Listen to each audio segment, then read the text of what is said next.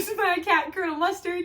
He is my ginger domestic short hair, and we have been using our Leozoo 2 Smart Cleaning Litter Box for a little over a year now.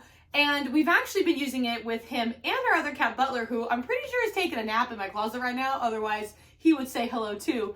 But what I thought would be really helpful to do in this video is actually a full breakdown of how to clean your Leozoo 2.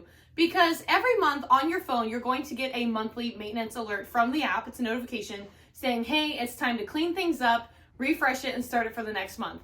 And I thought it'd be really helpful to do a video of that. So we're gonna walk through the entire cleaning process from start to finish, and I'm gonna show different angles. Hi, Annie. She's like, or I can just clean it. God help us all. Hi, Bonnie. Thank you, thank you. We're gonna do a whole walkthrough video. Won't you go? Thank you. She's like, I wanna be in the video. Thank you. Okay, you can lay right there. We're gonna do a walkthrough of the entire process. I'm gonna flip the camera around at different times to show you guys better angles and everything that you need to get a good view. So let's get into it. Okay, so to clean your Leozoo 2, I'm gonna just share the few things that I use to clean ours, and then of course you can adjust and adapt along the way with whatever works best for you. So I, of course, am using their drawstring liner bags. I think they work the best. I've tried other things as like a backup if I needed to while I was waiting for these to come in. These are still my go-to choice. Highly recommend. I have those linked below. I also am going to be using some Lysol wipes. This is what I like to use in the drawer part. I just feel like it's just a great way to get a little extra clean. And then it's kind of big, but it's over there. I have my vacuum. I use that to reach around in and get a lot of the excess, like just loose litter that gets around from like emptying the drawer or just whatever. I like to use that. We use it in another part too. And then for the actual inside of the drum, I personally like to use like a hose, and I have shared before, I live in an apartment, but our maintenance isn't too far away, and I've asked to use their hose before, and that's what we're gonna do for this, is see if I can borrow it to clean it out again. And I like to do that just because I feel like the actual spray nozzle really gets in there and cleans everything, because sometimes after using it for like that month period, it's, you know, it's a litter box. It's kind of like when you use a toilet. Sometimes stuff sticks. I know that's gross. I know I went there, but it explains it perfectly. So sometimes things just get stuck there and you got to clean it out and just re-sanitize it. And then if I need to, I will go back in with like one of these Lysol wipes and go over it too if I need to, just in case I couldn't get everything. So we're going to start with the drawer first. And what I like to do with that, and this is actually kind of perfect because I think it was almost full anyways. And he's like, see, I can clean it, is we're basically going to start by completely emptying out the bag. So we're going to lift this up, and again, I use their drawstring bags, so it's really kind of convenient because I literally just have to do that, and I can tie it, and this part is completely done. So once I add the new bag in, this will be set, but we got to clean it a little bit first. So I'm going to show you what this actually kind of looks like, just because I feel like it'll be helpful to actually see what this can look like over a month period of time. So you're gonna see like excess litter in there in the bottom. There we go, it's a better view. This usually gets a little bit clean. This is where that Lysol wipe kind of comes in handy. And usually this just happens from the waste falling off the door. Sometimes it falls and hits it a little bit. It just happens over time. So I just like to take a Lysol wipe and clean off all the top, clean all that out. And then I usually take my vacuum cleaner, like the little nozzle, and get in there, and it just sucks it right up. So I'm gonna go ahead and do that and then show you the after. Okay, so the drawer is clean. This is what it looks like after. It sometimes leaves that little stain, but like it's clean, you know what I mean? So now we can go ahead and put our new bag in. So I'm gonna do that and then also show you another part that's related to the drawer that you have to clean, which is actually kind of this underlying area itself. So when the litter is actually falling, here, let me wait, hold on.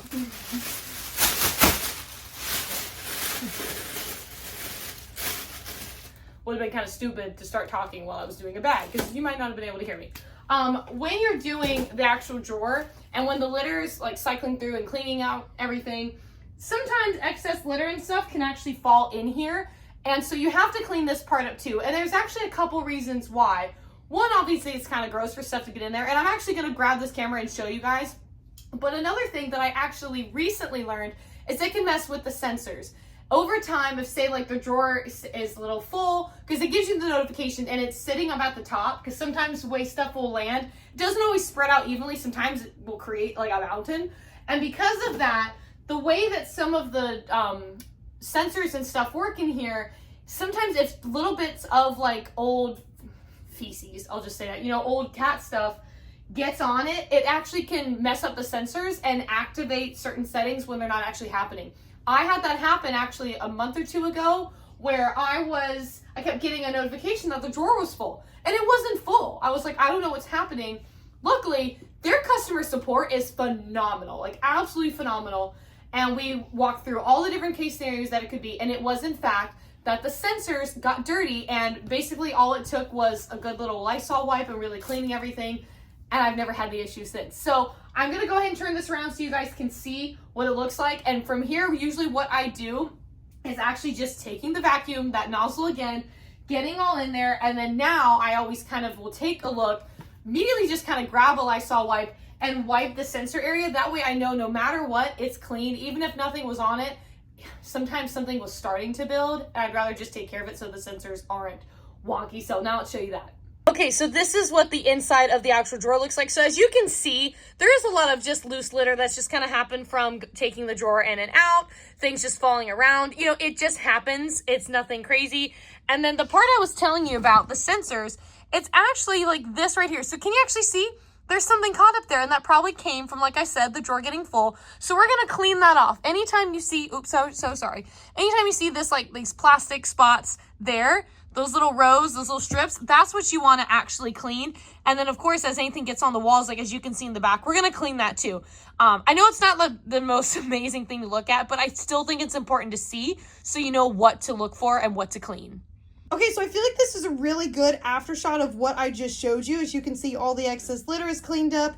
We've cleaned off the sensors. Anything that was just gunky and sitting around, it is now clean. So now that this area is done, we can go ahead and put the drawer back in and work on the inner drum, which is here.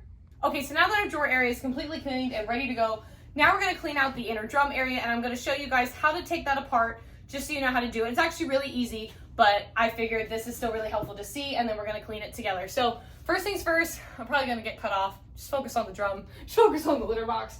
You're going to start by taking this first top off, and literally all you have to do is just lift. This lines up here, so when it's time to put it back on, you just line it up in place, and that's how you know you've done it. So just put that part aside, and then the drum actually has a part here where it slides into place. Again, look for the other view there, but you're essentially just pulling it out. It's really, really easy. And when you do that, all you do, I would just set it to the side, because you're gonna wanna clean this area here. Because the inside, as you can see, has got a bunch of kind of, again, it's the loose litter. It's got like some cat hair, just stuff from sitting around. It just needs to be cleaned up and re-sanitized, and then you're good to go. So what we're gonna do now is I'm gonna go ahead and take this outside. We're gonna hose it down. I'll bring you with me, and then we'll be finishing to set it up with the litter. Okay, so now we're gonna take our hose and actually start cleaning out the inside of the drum. A pro tip I wanna give you guys, you will see, and this is also something I'm gonna wipe down with a wipe once I get inside, but see how this is the opening? This is where, when it spins and does its clean cycle, that the waste actually jumps from. So as you're rinsing this, try to point this downwards so that way it has like an easy drain. Also know that you're gonna have to kind of spin this around, because the water's just gonna get like stuck throughout, so just keep that in mind. So we're gonna go ahead and grab our hose. I'm gonna set my little Easter egg over there. Let's get this done. Perfect. I might turn that down just the slightest bit. Wrong way. There we go. I'm not gonna lie, many times I do this actually like with my fiance. It is easier with two people, I'm not gonna lie. But you can do it, you know, by yourself. I would either recommend a hose, or obviously putting your finger in there and really kind of spraying it down. And this will like start to loosen things up.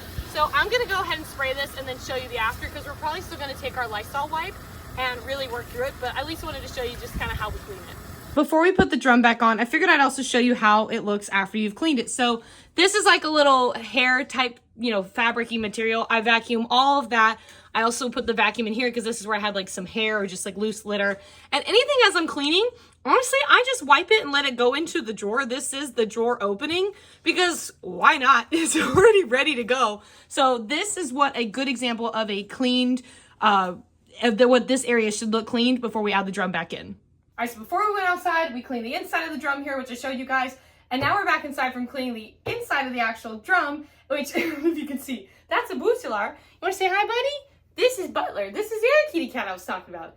This is Butler. Sometimes we call him Boutilar. I don't know where we came up with that, but we just did. There you go, bud. You may go. He's like, oh, my spaceship. So I want to show you guys just how clean it really got, because I really feel like it makes a difference. I also did just drop a little bit of litter, so if you see specks, that's what it was.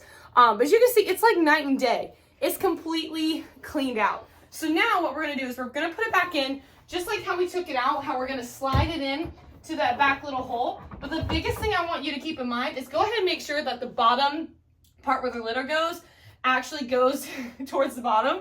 Just so that way when you go to load the litter, it's not incorrect. And what I'm also gonna do is I'm gonna put on the screen here how much litter you actually need to put in. When you first get your Leo Zoo 2, it actually has like a little sticker or something that says max line to fill it to. But over time of me using it and cleaning it, I think I just got rid of that sticker by mistake. So I'm gonna put that on here just so you know how much I'm gonna use. When I do put the litter in, I have to open my other bag, so I'm only just gonna put the rest of what's in this, just so you know that more than what is in this is gonna go in it. Another pro tip too, when you put this on, make sure to snap it back into place, because if you don't and you go to turn it back on, it's gonna like try to like rotate, and it's gonna like go like and be stuck because it's not completely on the wheels. And so once you put it back into place, you're gonna go ahead and secure the top back in, just snap it on the back. You'll know that you have it when there's no gaps between the plastic here. And we're gonna go ahead and add our litter before we turn it back on. Go get it all out. Don't wanna waste anything. There we go, I think I got it. Yeah, perfect. Okay, and then I'm gonna go ahead and plug it back in, and we're gonna turn it on. You're just gonna hold it, put that drawer, there we go. Hold it for a couple beeps, or a couple seconds, sorry. And then it's gonna go through the light flashing process before it turns back on. And then once it's all done, it's gonna do like a cleaning cycle. That's what it always does when it's off and back on. But that's essentially how to clean your Leo Zoo 2. So I really hope that was helpful. I hope the walkthrough from the different angles really showed you guys what you needed to do. And again, I've had this for over a year now, and I absolutely love it. And it's been even more helpful with my 2 cats versus just the one that I had when we first got it. So I hope you love this video. Give it a thumbs up if you liked it. I'd love if you subscribe to my channel. I share really cool cat product reviews and just other helpful pet product reviews if you're a multi-animal household like I am. I think you guys will really have a lot of fun on my channel. So I hope you have a pawsome day with your pets, and we'll see you in the next video. Bye, guys.